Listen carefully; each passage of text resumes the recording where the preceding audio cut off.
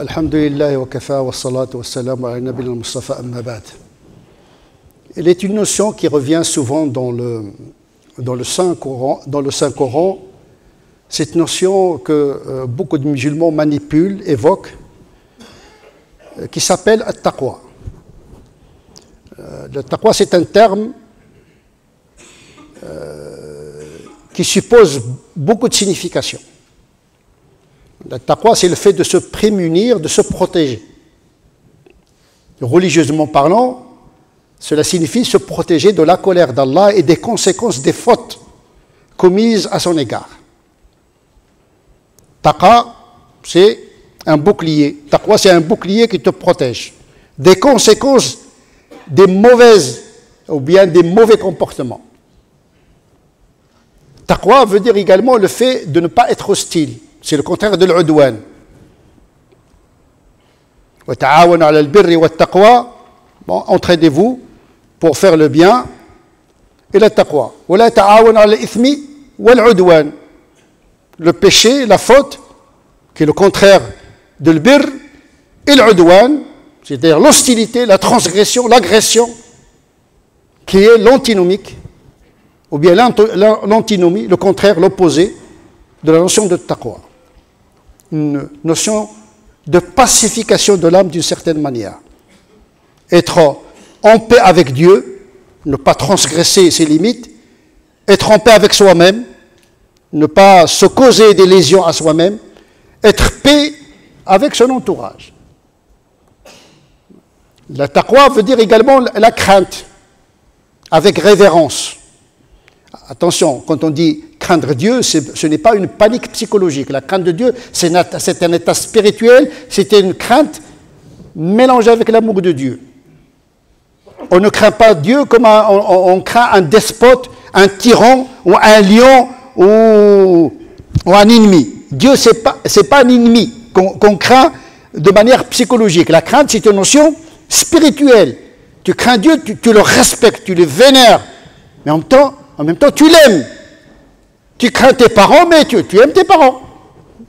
Attention, la crainte de Dieu, khashiyatullah, khawfullah, ce n'est pas une psychose. C'est un respect de Dieu, c'est craindre et aimer en même temps. Et donc la taqwa suppose cette dualité entre la crainte et l'amour d'Allah subhanahu wa ta'ala, parce qu'on ne peut pas obéir à quelqu'un qu'on n'aime pas. Le propre de l'adoration, c'est l'amour. Mais quand on dit l'amour, quand on aime, on a peur de perdre. Donc il y a une crainte. Toujours l'amour, il est un peu mélangé avec la crainte de perdre quelque chose. Quand on aime quelque chose, on craint de perdre son contraire. Et donc, taqwa, elle concentre beaucoup de significations. Et donc sa signification dépend de l'usage que le Coran en fait dans un verset quelconque, mais également dans les hadiths du prophète sallallahu alayhi wa sallam. Une chose est certaine, c'est que le taqwa, cette notion, il prend une place très importante dans le discours coranique. Surat al-Baqarah commence d'abord par décrire les qualités de taqwa. Qu'est-ce que c'est que la taqwa? Qu'est-ce que c'est que les qualités de l'muttaqin, le muttaqoun, les pieux, les craignants, ceux qui vénèrent Dieu, c'est que ceux qui se protègent du mal. Taqwa, c'est se protéger du mal. Se protéger du mal et des conséquences du mal. Quand on commet un mal, on reçoit directement les conséquences. Celui qui fait le mal, il le fait contre lui-même.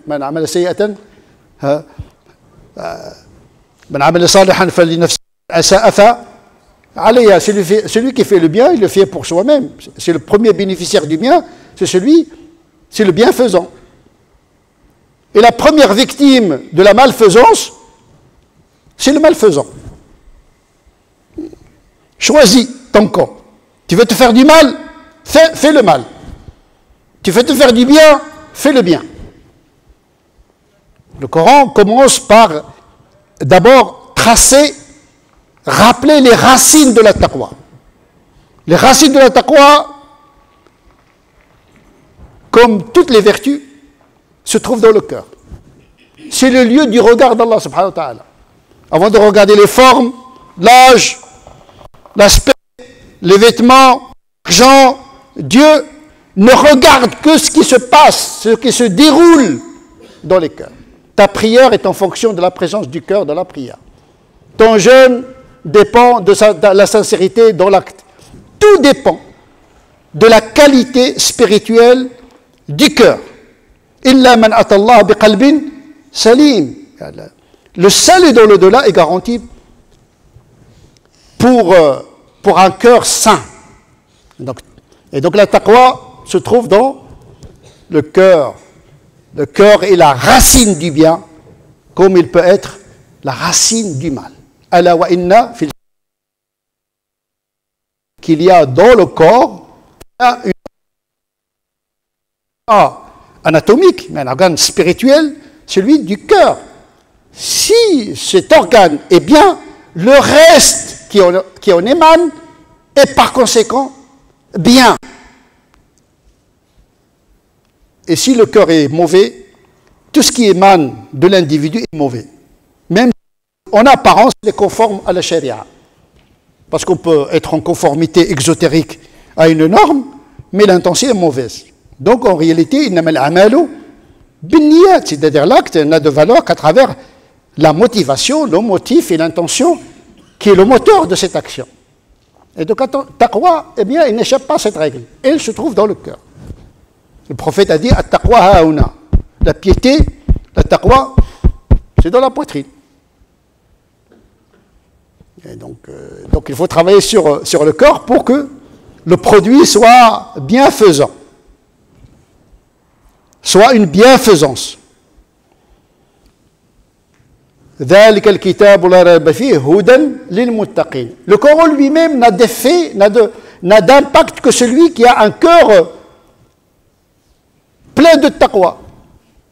C'est-à-dire prédisposé à écouter Dieu, à essayer de suivre ses commandements.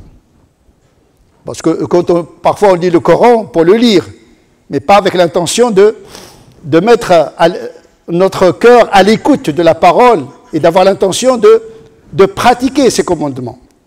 D'abord d'essayer de comprendre, parce que ce n'est pas évident de comprendre le Coran, hein, et ce n'est pas évident de comprendre. On a besoin d'un peu de savoir, mais on a besoin également d'une sincérité. On peut se tromper dans l'action, mais on n'a pas le droit d'avoir une mauvaise intention. Walakin ma ta'ammadat qulubukum. Dieu ne vous fait aucun reproche quant à vos fautes. Par contre, il vous jugera à travers ce que vos cœurs ont fait volontairement. Hudan lil muttaqin alladhina yu'minuna bil ghaib. Donc le muttaqi, premièrement, c'est qu'il est rattaché, son cœur est rattaché au monde invisible, Dieu, parce que Dieu il est invisible. Personne ne l'a vu, personne ne l'a rencontré. On croit en quelque chose qu'on n'a pas vu, qu'on n'a pas entendu.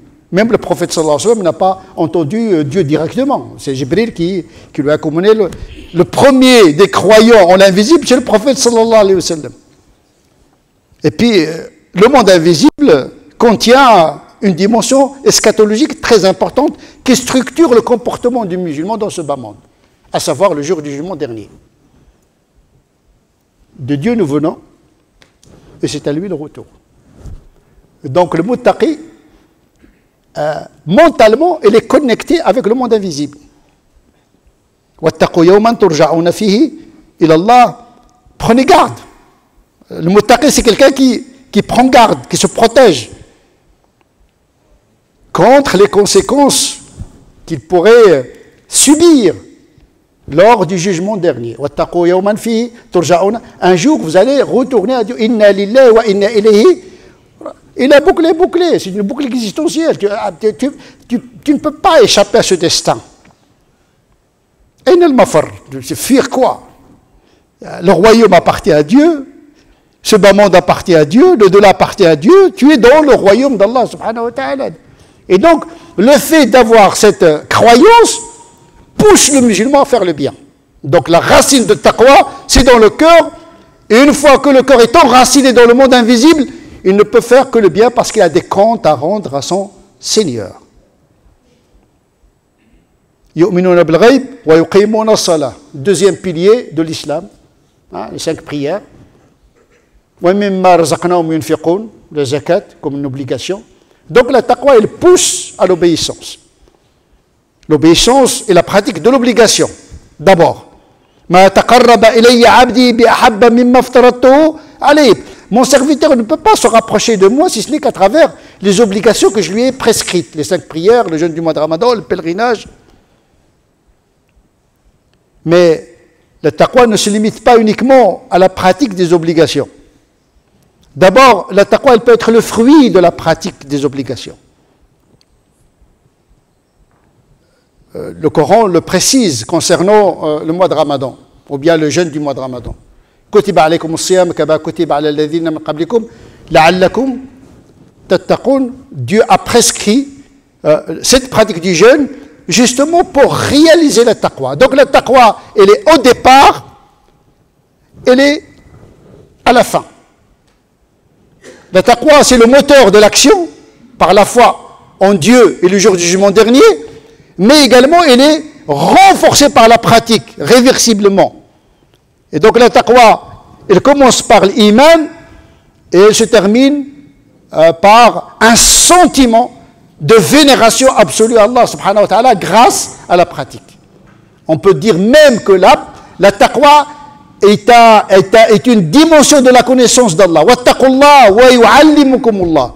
Si vous voulez connaître vraiment Dieu, eh bien conformez-vous à ses obligations. Et il va vous enseigner ce que vous ne savez pas auparavant. Donc, taqwa, c'est au départ, c'est un moyen pour atteindre le taqwa, les pratiques, mais également un moyen pour connaître Allah subhanahu wa ta'ala. Mais est-ce que taqwa veut dire l'impeccabilité ou bien l'infaillibilité? Est-ce que le musulman pieux est un musulman parfait? Il n'est pas dans le projet d'Allah de créer l'homme infaillible. Tout être humain est fautif par essence.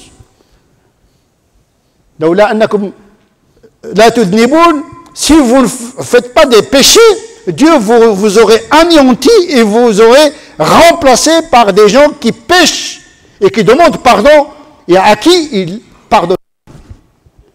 Donc, ce n'est pas dans le dessein d'Allah de créer des gens parfaits qui ne fautent pas. Non, la faute est intégrée dans l'économie de la taqwa. Elle est intégrée dans le processus de la taqwa par la réparation du mal, par le repentir et la multiplication du bien. Innal hasanat yudhibna as-sayyi'at. Les fautes sont effacées par les bonnes œuvres. Et les fautes sont effacées par le repentir. Les muttaqoun, les pieux, sont destinés au wasari'u ila maghfiratin. Si vous voulez entrer au paradis, eh bien, hâtez-vous. C'est comme une compétition, c'est une forme d'émulation. Ne marchez pas en traînant les pieds, mais ressaisissez-vous et allez vite vers Dieu. Concourez vers le paradis. Cherchez le pardon d'Allah subhanahu wa ta'ala. Vous êtes fautif par essence.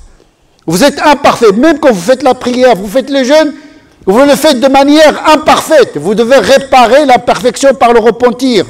Non seulement le repentir répare le mal, mais il répare un bien mal fait. Donc, tawba wa tubu ila jami'an, c'est un comportement inhérent aux musulmans. Wasari'u ila maghfiratin min rabbikum wa jannatin 'arduha. Allez-y, hâtez-vous vers un paradis aussi large que les cieux et la terre. Préparé par les muttaqin. Qui sont-ils?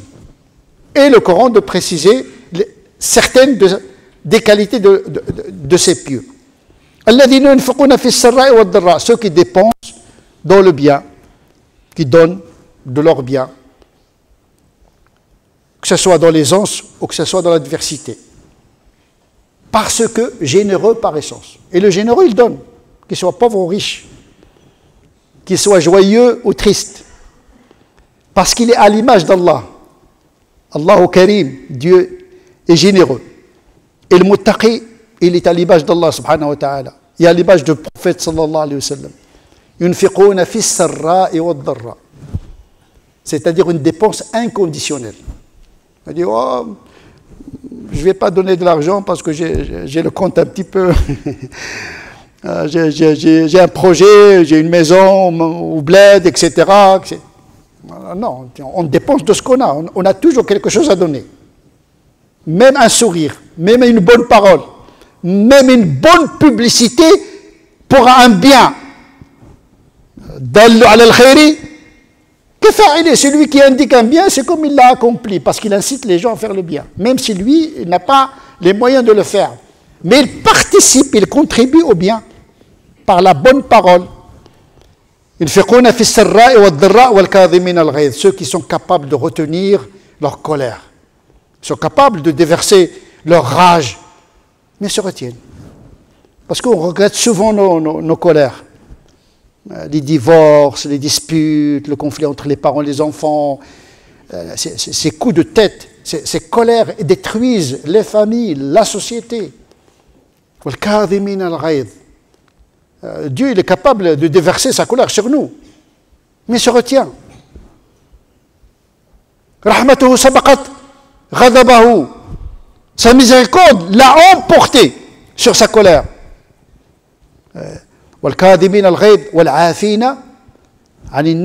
Il pardonne à autrui. Vous savez, pardonner, c'est se faire du bien. C'est comme une soupape. Dès que vous pardonnez à quelqu'un, vous avez triomphé de vous-même. Presque le pardon, c'est un soulagement déjà. Parce que la rage, la colère, l'envie, etc., détruit l'individu de l'intérieur. En vérité, le pardon est une forme de thérapie. Pardonnez aux autres, dit le Coran. Ne voulez-vous pas que Dieu vous pardonne? Ayez miséricorde envers les gens de ce bas monde. Le Seigneur de l'au-delà, eh bien, il vous embrassera dans sa miséricorde. Comme tu fais dans ce bas monde, tu seras traité dans l'au-delà. Choisis ton destin, d'une certaine manière. Dieu il aime les bienfaisants. Il y a les justes, il y a les bienfaisants. Ce sont deux attitudes différentes. Allah subhanahu wa ta'ala commande l'adl. La justice, c'est revendiquer son droit, pas plus. Remplir son devoir, pas plus. Alors que la bienfaisance, c'est de remplir plus que son devoir et de revendiquer moins que son droit, voire y renoncer. Wallahu yuhibbu al-muhsinin. Il nous oriente vers l'ihsan, pas la justice. Parce que le jour du jugement dernier, Dieu va nous juger tous, pas par sa justice, mais par sa bienfaisance. Bi-ihsani wa rahmatihi. Parce que si Dieu nous juge avec sa justice, on va périr tous. D'ailleurs, parmi les manifestations de la bienfaisance d'Allah, c'est lorsqu'on fait une hasana, il nous récompense par 10 jusqu'à 500 000 hasana. Alors que si l'on commet une faute, eh bien, il ne sera inscrit qu'une seule faute. Et si on se repentit, elle est effacée. Il peut même convertir le péché en bien. Yubaddilullahu sayyi'atihim hasanat. Le repentir peut vraiment convertir vraiment le péché à ton avantage. Donc le péché, il est intégré dans le comportement du musulman. C'est une question de conversion. Parce que le bien, il peut être un mal aussi. Si tu fais un bien et tu le regrettes, ils donnent aux pauvres et puis ils se vantent. C'est une humiliation. Tu fais le bien, mais tu gâches ton bien. Et il se fait que tu fasses un mal et tu le regrettes, le mal devient un bien pour toi. Wallahu yuhibbul muhsinin. Walladhina idha fa'alu fahisha. Et là, le Coran, il intègre dans les muttaqin les pécheurs. Et ceux qui commettent des excès, des péchés graves. Il y a les péchés véniels, le regard, le petit mensonge, le petit toucher, etc. Il est effacé par le wudu, par les salats, etc. Tu n'as même pas besoin d'un repentir parce que les actions que tu fais effacent les petits péchés. Tu n'as même pas besoin de formuler le tawbah. Par contre, si tu commets une fahisha, un excès, là tu dois formuler la contrition, le regret et le repentir. Al-nadamu tawbah, le regret est en lui-même un repentir. وَالَّذِينَ إِذَا فَعَلُوا فَاحِشَةً أَوْ ظَلَمُوا أَنفُسَهُمْ. En réalité, tout mal, il porte préjudice à celui qui le commet. Donc en vérité, c'est وَمَا ظَلَمُونَا. Dieu ne subit pas d'injustice, mais c'est l'homme qui subit sa propre injustice. إِذَا ظَلَمُوا أَنفُسَهُمْ ذَكَرُوا اللَّهِ. C'est ça la différence entre le muttaqi, pécheur, et le pécheur non muttaqi. Le pécheur non muttaqi, il fait des péchés, il est à l'aise. Il ne pense pas à Dieu. Même dans sa prière, il ne pense pas à Dieu. Il fait la prière comme ça machinalement, etc. Il ne formule pas un regret dans salat, parce qu'entre deux salats, on a commis beaucoup de fautes. Bon, il faut réparer entre les deux salats ce qu'on a fait comme faute. Le salat, il est fait pour ça. Le prophète a comparé salat comme un fleuve qui nettoie. Nous sommes salis par les fautes. Et les prières, c'est un moment de nettoyage spirituel. Dhakarullah, quand ils pêchent, les muttaqin, ils pensent à Dieu. Ils pensent à Dieu pendant la prière, ils pensent à Dieu quand ils transgressent les limites d'Allah subhanahu wa ta'ala. Dans les deux cas, ils ont le souvenir d'Allah subhanahu wa ta'ala. Ils n'ont pas déconnecté avec Dieu. Et donc, le péché qui vous renvoie à Dieu, c'est un bon péché. Parce qu'il te renvoie à ta faiblesse, à ta vulnérabilité, et il te pousse à demander pardon à Allah. Et Dieu aime être demandé.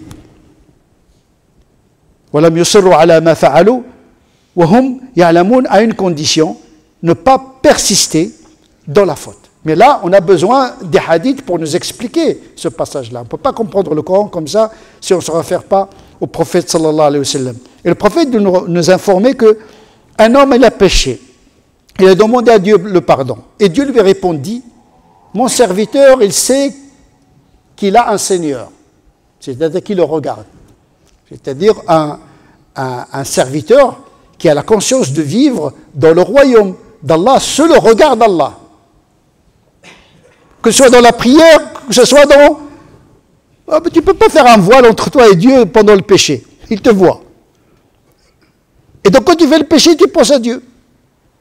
Il y a un moment de brouillard pendant le péché, de distraction, de faiblesse. Mais quand on commet le péché, on se souvient d'Allah subhanahu wa ta'ala. Dhakarullah. Il se rappelle. Waqim as-salata li dhikri, accomplis la prière pour te rappeler de moi, mais là, le péché, il te fait rappeler à Dieu. Donc, dans les deux cas, tu es avec Dieu. Dhakarullah, fastaghfaru li dhunubihim. Et donc, le prophète, il a dit, oui, celui-là, il a péché, il a demandé pardon, Dieu lui a répondu que oui, cet homme, il sait que Dieu le regarde, il a demandé pardon, je lui pardonne. Et l'homme de récidiver une deuxième fois. Et Dieu de lui répondre de la même manière. Et l'homme de récidiver une troisième fois. Une forme d'addiction au péché, d'une certaine manière, comme nous autres. Chacun de nous, il a ses vices dont il souffre. Mais tant qu'il est connecté avec Dieu, il est conscient de sa faiblesse, il demande secours à Allah subhanahu wa ta'ala pour l'aide, il n'accepte pas ce destin, parce qu'il y a un destin qu'on accepte, le masa'ib, les difficultés, il y a un destin qu'on ne doit pas accepter. Le péché, c'est un destin, mais il ne faut pas l'accepter. Il faut le repousser, il faut prier Dieu qu'il nous aide à le transformer. Et Dieu de lui répondre une troisième fois, mon serviteur, il sait qu'il a un Seigneur qui juge les péchés, eh bien, qu'il sache que je lui ai pardonné. Désormais, il peut faire ce qu'il veut. Ce qu'il veut, ça veut dire, tant qu'il pêche, tant qu'il sait que Dieu le juge, tant qu'il se repent, eh bien, il aura mon pardon.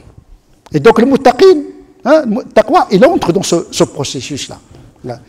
Pour ne pas désespérer.